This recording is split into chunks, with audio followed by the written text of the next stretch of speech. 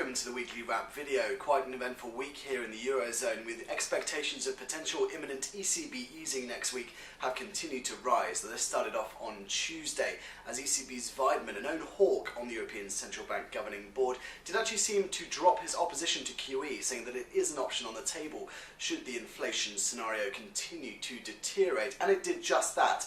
As we did towards the end of the week, as all German regional CPIs came in lower than the previous, resulting in a lower than expected German national CPI reading. And this, twinned with a negative CPI reading for Spain, has contributed to some further speculation that the ECB could be imminently looking to launch some sort of QE programme akin to the likes of the BOE, the Fed and the BOJ.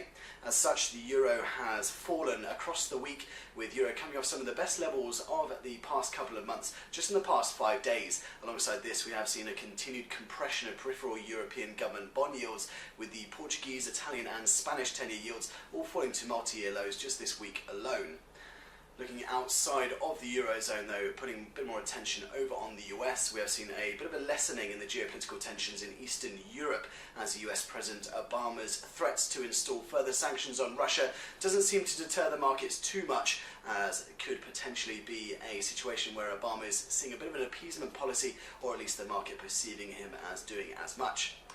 Finally, on the UK front, we have seen some further positive UK data, with the final print for Q4 GDP affirmed at 0.7% quarter-on-quarter and 2.7% year-on-year. We did have retail sales earlier in the week, which firmly beat expectations, being driven higher by specifically food sales, so providing some further boost for UK retailers in what's been a pretty dire start to the year for the likes of Debenhams and Marks and Spencer.